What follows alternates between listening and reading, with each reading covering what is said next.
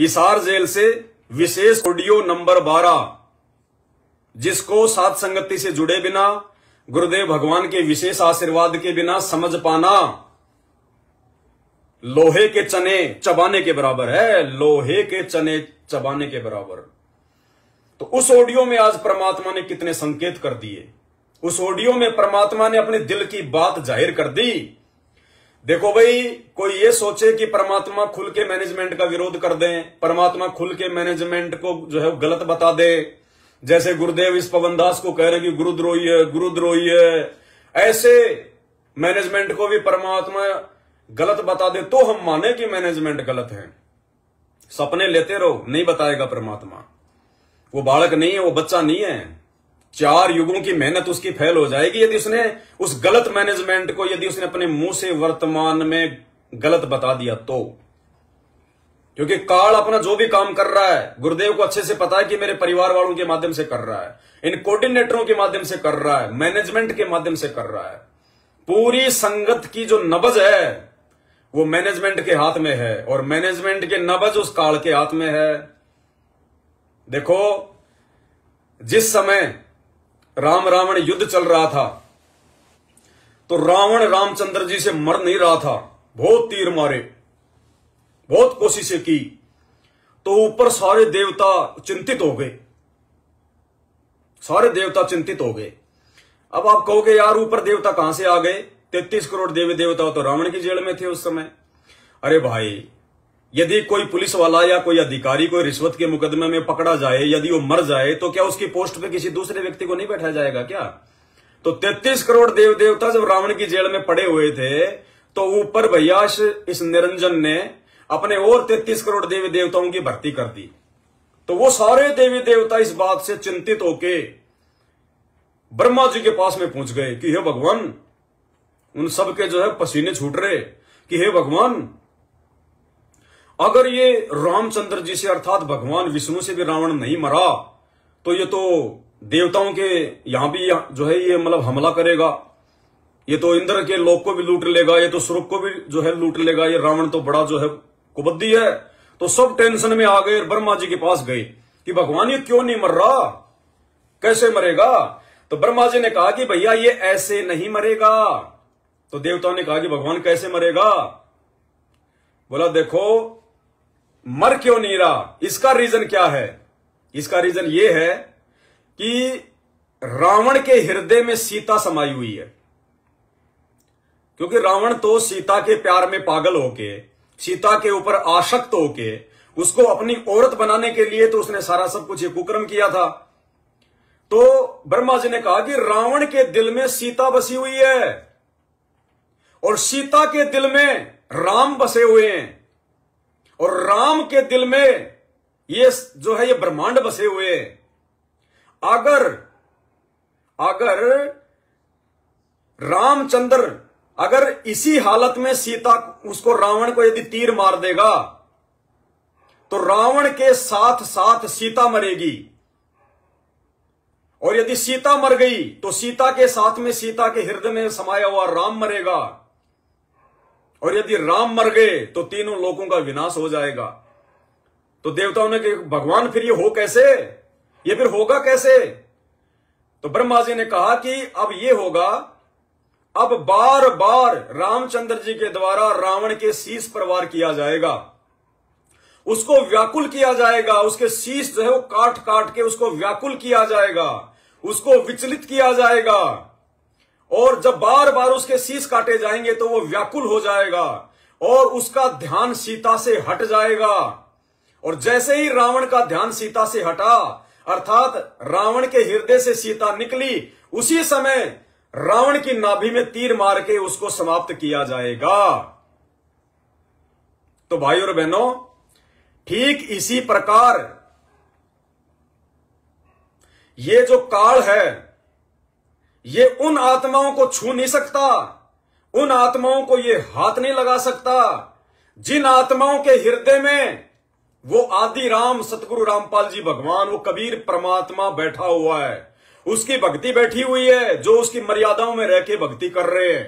तब तक वो काल उनके भक्तों को छू नहीं सकता, हाथ नहीं लगा सकता। जब तक हंसा हमरी आना काल लगे ना तेरा बाणा, तब तक वो काल उन आत्माओं को छू नहीं सकता। अब वो काल क्या करेगा? डायरेक्ट तो मार नहीं सकता उनको, तो वो उनको विचलित करने का प्रयास करेगा, उन भक्तों के अंदर संदेह पैदा करने का प्रयास करेगा, उनके अंदर शंका पैदा करने का प्रयास करेगा कि किसी न किसी पॉइंट को लेके ये संत रामपाल जी और उसकी भक्ति के प्रति ये कच्चे पड़ जाएं, इनके मन में संत रामपाल जी या उनकी भक्ति के प्रति कोई जो है कच्चापन आ जाए, किसी तरह से इनकी मर्यादा टूट जाए एक बार। और मर्यादा जैसे टूटी, मर्यादा टूटते ही अब परमात्मा तो कहते हैं गुरु भगता मम आत्म सोई वाके हृदय रो समोई। परमात्मा कहते हैं मैं तो उस भगत के हृदय में रहता हूं जिसके हृदय में गुरु भक्ति होती है, मर्यादित भक्ति होती है। अब ये काल क्या करेगा? मारने के लिए भक्तों को भक्ति से नीचे गिराने के लिए तरह तरह के छल कपट करेगा, षड्यंत्र करेगा, राजनीतियां करवाएगा, आंख बंद करवा के राजनेताओं का समर्थन करवाएगा, स्टेडियम बनवा देगा, कबड्डी खिलवा देगा, 31-31 हजार रुपए मैच के दिलवा देगा, धरने प्रदर्शन रैलियां, कभी जाट आरक्षण, कभी गैंगस्टरों की सीबीआई जांच, कभी क्या ना जाने क्या। ये सारे वो षड्यंत्र हैं कि इनके हृदय से गुरु भक्ति निकल जाए, गुरु इनसे नाराज हो जाए कि जिन बातों से गुरु दुख पावे उन बातों को दूर भगावे। तो वो काल सारे वर्तमान में इस परीक्षा के समय में, देखो 2014 के बाद ये परीक्षा चल रही है। वो परमात्मा 10 साल से बालक नहीं है जो अपना कीमती समय बर्बाद करते हुए जेल में बैठा हुआ है। वो परीक्षा ले रहा है, छट नहीं कर रहा है, रैनी करने देख रहा है कौन मेरा और कौन काल का है। तो अब वो काल वो सारे षड्यंत्र करेगा, सारी चालाकियां अपनाएगा कि मैं इनके हृदय से उस जो है सतगुरु को बाहर कर दूं, यानी सतगुरु एक बार इनसे नाराज हो जाए। बार बार मर्यादा टूटेंगी, बार बार मर्यादा टूटेंगी। देखो 1-2 बार की मर्यादा टूटने से तो गुरु जी नाराज नहीं होते, क्योंकि परमात्मा को पता कि भाई इनको ज्ञान नहीं है, काल लोक में फंसे हुए हैं, कोई बात नहीं, समझ जाएगा।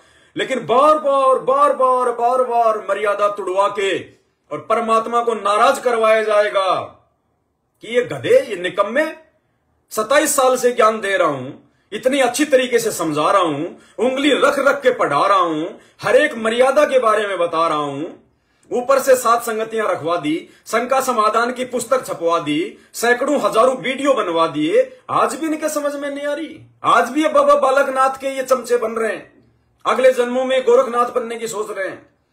तो परमात्मा क्या करेगा? जब काल के द्वारा बार बार मर्यादा तोड़वाई जाएगी, जैसे रावण के बार बार शीश काटे जा रहे थे तो रावण विचलित हो गया था, ठीक इसी प्रकार ये काल भक्तों की बार बार मर्यादा तोड़वाएगा, बार बार मर्यादा तोड़वाएगा। इन मर्यादाओं के टूटने से गुरुदेव भगवान नाराज हो जाएंगे, और गुरु नाराज हो गया तो फिर भाई तेरा दोस्त कौन है? फिर यहां पे फिर तो तेरे दुश्मन ही दुश्मन है। अरे अगर गुरु नाराज हो गया तो दोस्त भी दुश्मन बन जाएगा फिर।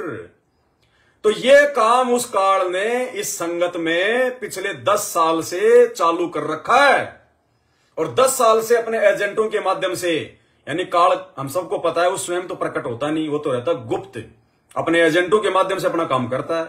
तो उस काल के एजेंट वर्तमान में गुरुदेव के परिवार वाले बने हुए हैं, ये मैनेजमेंट बना हुआ है, ये कोऑर्डिनेटर बने हुए हैं।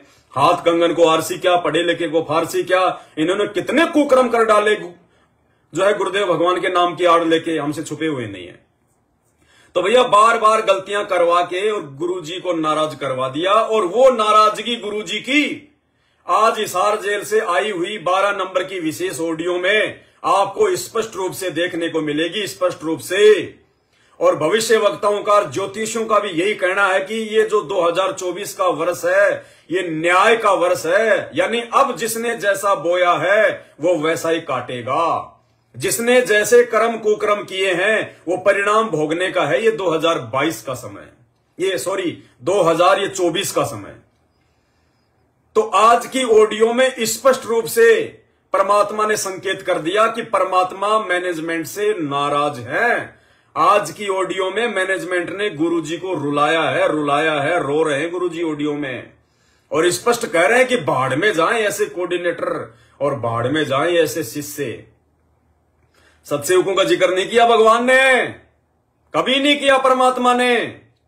अगर किसी भी ऑडियो में किया है जिक्र तो बता दीजिए।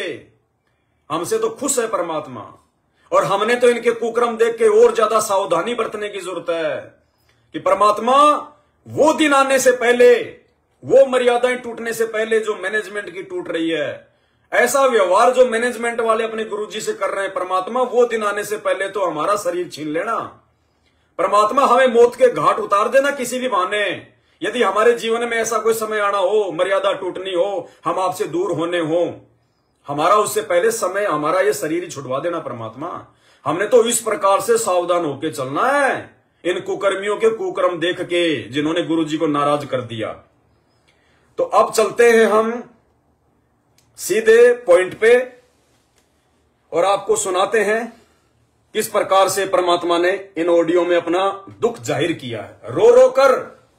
और क्या कह रहे हैं परमात्मा, सावधानी से सुनने की जरूरत है और अपने जीवन में अमल करने की जरूरत है। भाई और बहनों, ये कोई बच्चों का खेल नहीं चल रहा ये। अरे भगवान पूर्ण ब्रह्म परमात्मा, जिसका खाली नाम सुना करते थे, सतयुग त्रेता द्वापर में हजारों साल, लाखों साल ऋषि, चुणक ऋषि जैसे लाखों लाखों साल जंगलों में तपस्या करके और बिना परमात्मा के दर्शनों के मर गए, नरक भोगा, वो परमात्मा धरती पर प्रकट है। और सौभाग्य की वो हमारा बाप है। उन्होंने हाथ पकड़ के हमें अपनी शरण में लिया। हम उसके कितने लाडले हैं, कितने प्यारे हैं। और ऐसे परमात्मा को यदि हम नाराज करेंगे और वो परमात्मा यदि नाराज हो गया तो कहते हैं जय सतगुरु मिलते नहीं तो जाता नरक द्वार। और नरक द्वार में दूत सब वो करते खेचा तान, उनसे कभू न छूटता फिर फिरता चारों खान।